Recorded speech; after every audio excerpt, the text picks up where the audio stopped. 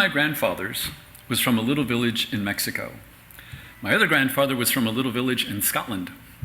My Mexican grandfather barely spoke English, but when he did, he was much easier to understand than the Scottish one. I only saw my Scottish grandfather once a year, and one time when I was little, he said something to me, and I looked at my grandmother and I said, "Is that Gaelic?" And she said, "No, he's speaking English, pay attention." During World War II, my Mexican grandfather fought in the US Army. He had already become a US citizen at that point. My Scottish grandfather served in the British Royal Navy. They both fought Nazis, and they both fought fascism, and they won. And I'm proud of them. And I had this crushing feeling that as a nation, liberals and conservatives were letting down the memory of them and their entire generation. A lot of us liberals have insulated ourselves in liberal bubbles, like going to a UU church every Sunday morning instead of something less progressive. We all know this, right? I go to UU churches largely because I feel it's where I can exhale. It's where I don't have to brace myself. It's where my marriage and my questions and my doubts and my convictions are gifts instead of liabilities. Being UU is not my entire identity, but it's an important part of it. And it's not just my identity, it's my community. If I were to move to another state, I'd make sure there was another church out there somewhere that I could attend. It's hard for me to imagine just walking away from Unitarian Universalism and having nothing to do with the larger community or with specific people who were really important to me. It's even harder to imagine being permanently ostracized by the UU community. Imagine that. Imagine any community to which you belong saying, "Get out and never come back." When I was a young man, this was normal for most American church communities to do to gay men like me, and some of them are still doing that kind of thing. You can picture what I'm saying, right? You can imagine these scenarios. Here's the thing. MAGA, the red hat people, that's also an identity and a community. I know that I want to say to them, look at the disaster that we're living in. It's okay to change your mind. But in the case of MAGA folks, it's so much more than just changing your mind. Other MAGA are the people who bring you casseroles when you're injured or ill. These are the people who came to your child's wedding or who sat with your spouse as they were dying. When someone like us says, just change your mind, we're not just asking for a policy adjustment, we're asking someone to risk exile from their community, while simultaneously not being super welcoming to conservatives ourselves. Some of us UUs do not come from liberal families. We didn't go to liberal schools, or we don't live in liberal neighborhoods. For some of us, conservatives are unavoidable. I fall into this category. And I'm frequently surprised by how often my more insulated liberal friends completely misunderstand conservatives. For example, there's often the assumption that well-educated people, if they're not actually liberal, at least their understanding of things like the hard sciences or even something like history is the same because facts are facts. I'm here to tell you this is not true. I was having lunch with a man that I got my master's degree with. We graduated from the same program at the same time. And in the course of the conversation, the word evolution came up, and he kind of scoffed. And I couldn't tell if he was joking or not, so I said, you do believe in evolution, right? And surprised, he tilted his head and he looked at me like I couldn't be serious. And he said, do I believe monkeys just magically turned into people from one day to the next? No. You don't believe that, right? You can't. So we started quietly arguing at this table, and I finally told him, look, there is no science textbook anywhere written by a scientist that says monkeys turned into people. All evolution says is that an organism changes over time. That's it. He whipped out his phone, he Googled it, his eyebrows went up in surprise. The point of the story is when we liberals talk about things like evolution, to many conservatives, we sound like idiots. Monkeys turning into people. Okay, hope you didn't spend a lot of money on that fancy degree. This is how you foment disdain for education. Monkeys turning into people might sound ridiculous to you, but this is the water conservatives swim in. It is the air that they breathe. A pattern I've seen among my own conservative loved ones is that if a fact is outrageous or ridiculous, they just don't believe it. Conservatives judge situations by their own feelings about what they believe is plausible, regardless of evidence. I have several relatives, including Latina women, who voted for Donald Trump, knowing that multiple women have complained about feeling unsafe around him or that he outright assaulted them. It's not he said, she said. It's he said, they all said, which is very different from a disagreement between two people. Many Latino women voted for him because that's not their personal experience of him. This is important to understand. They are not rationalizing. Some people, some humans, need to experience something for themselves or witness something for themselves before they can have empathy for a victim or even start to see a different perspective. You can see why so many honest, respectable women don't bother complaining in the first place, right? I saw a liberal podcaster interviewing his conservative father. The father's a super patriotic guy. And he asked his dad what he thought about Trump demolishing the entire east wing of the White House with no permits, not involving anyone in the decision, just knocking it down. And his dad said, in complete seriousness, "Oh, no, that's so stupid. Of course the east wing of the White House hasn't been demolished. That's AI. No president of the United States of America would ever do such a thing. You hate Trump so much, you really will believe anything the liberal media puts in front of you." No president of the United States of America would ever do such a thing. You can see how that would make sense to someone, right? You got to give him that. That should be true.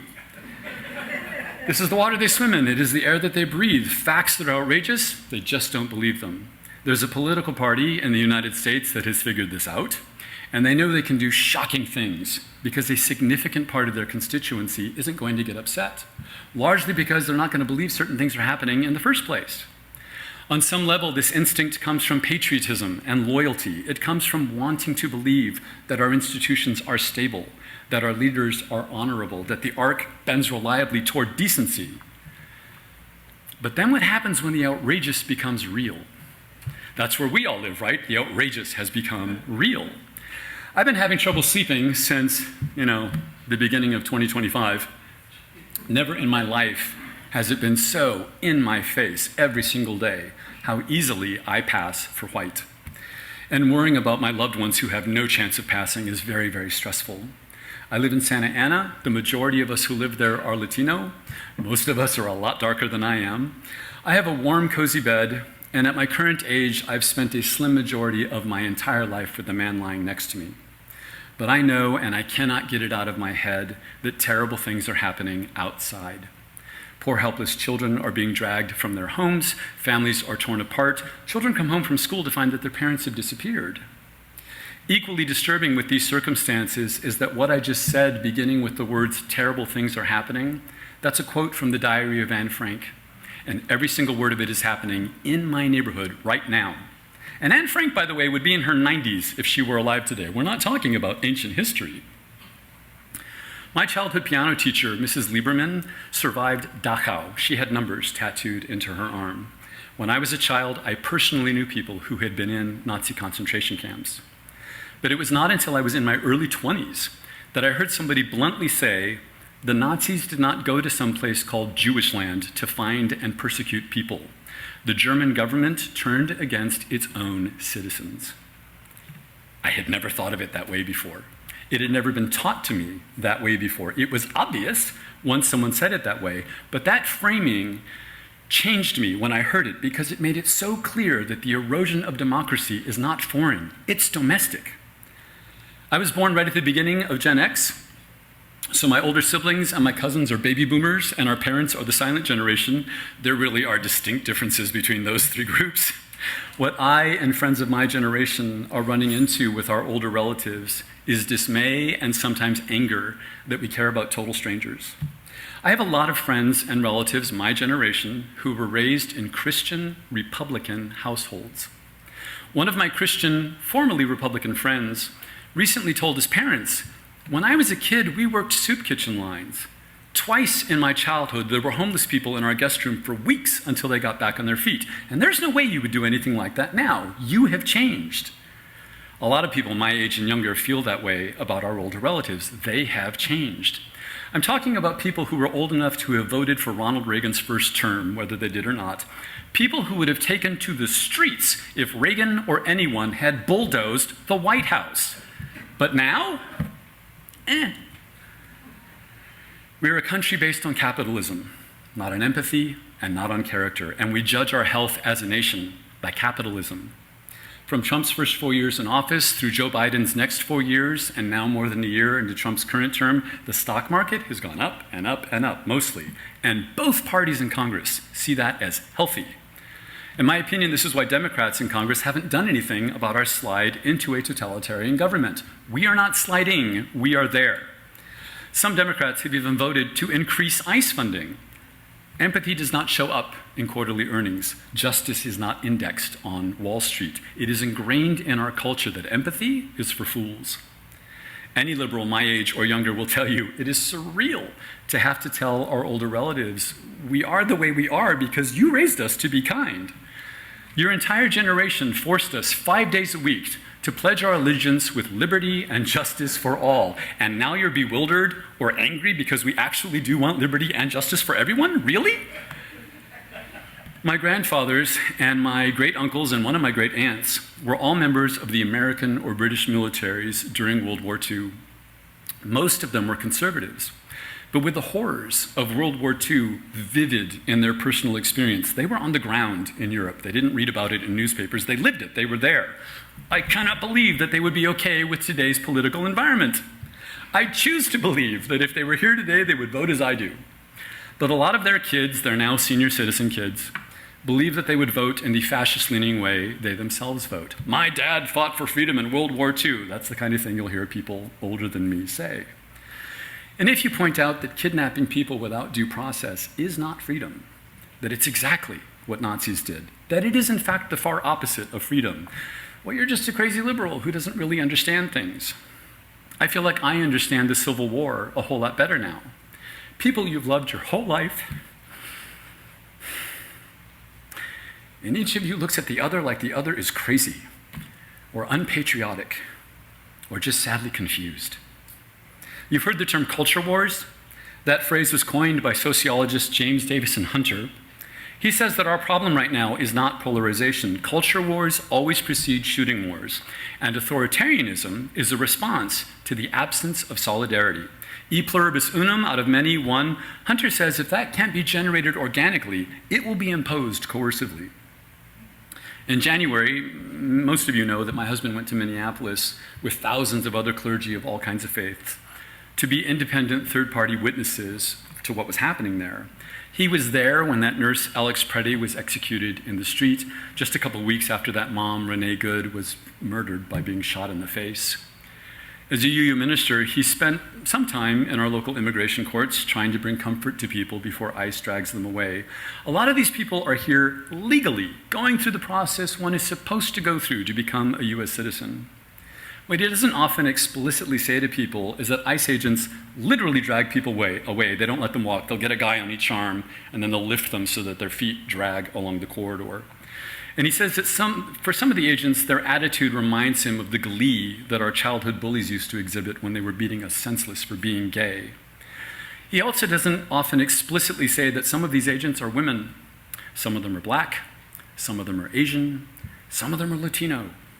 We live less than 2 miles from the courthouse, so I've seen a lot of ICE agents on our streets.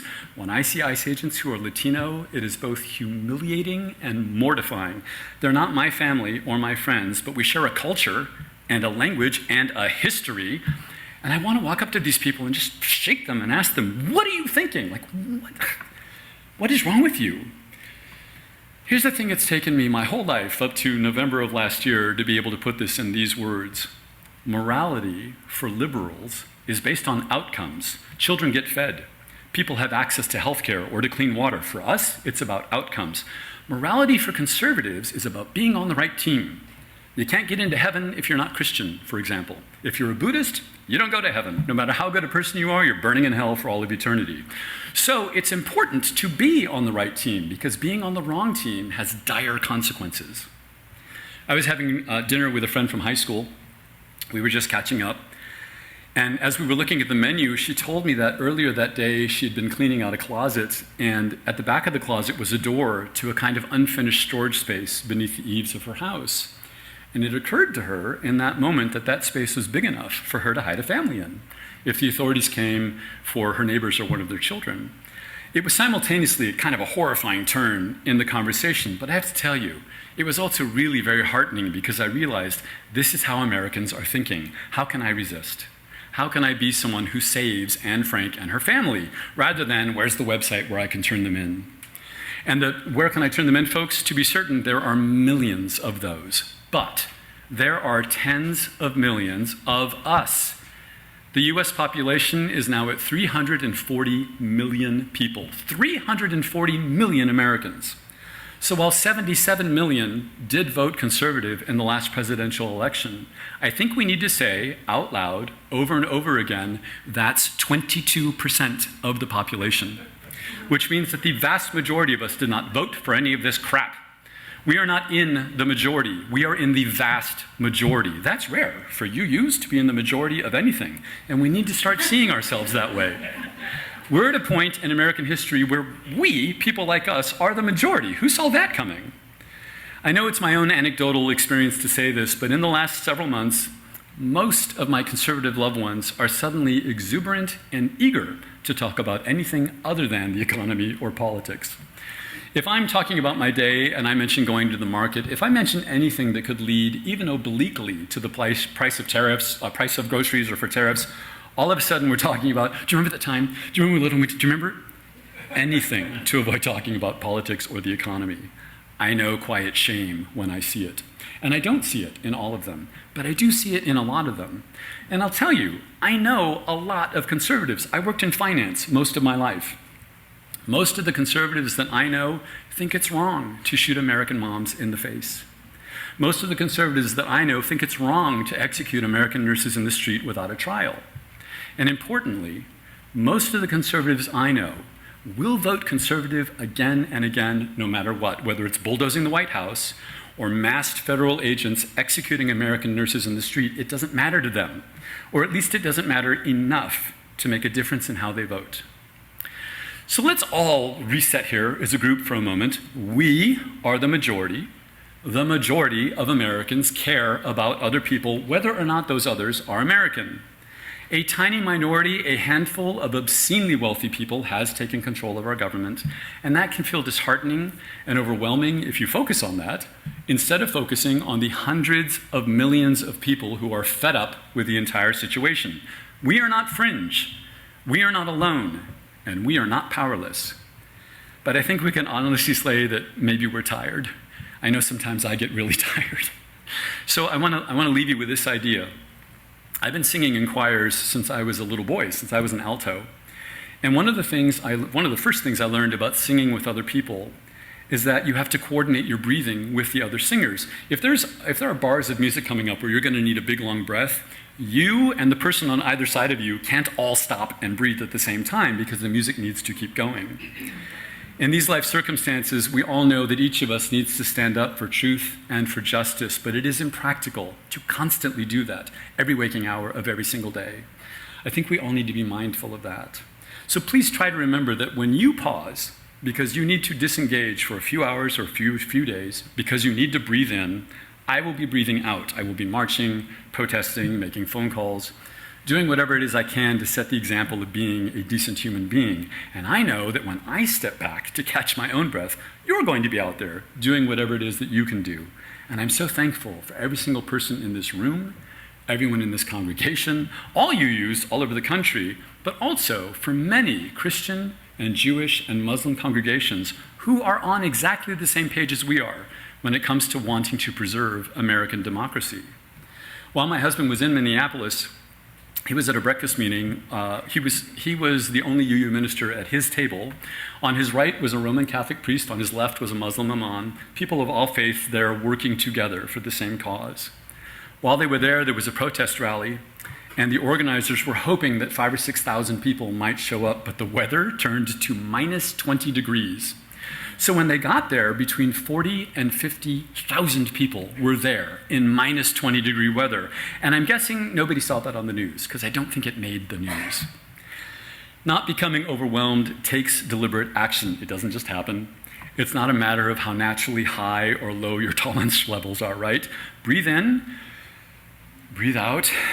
We are together in this, liberals and even not so liberal people, together across state lines, across time zones, from sea to shining sea. We are the majority. Let's remember that from now on. This is how movements survive. This is how hope survives. This is how nations survive. My grandfathers fought fascism not because it was fashionable, but because it was necessary. They believed that ordinary people were worth defending. So let us together also defend ordinary people. Let us together defend decency and one another. Breathe in, breathe out.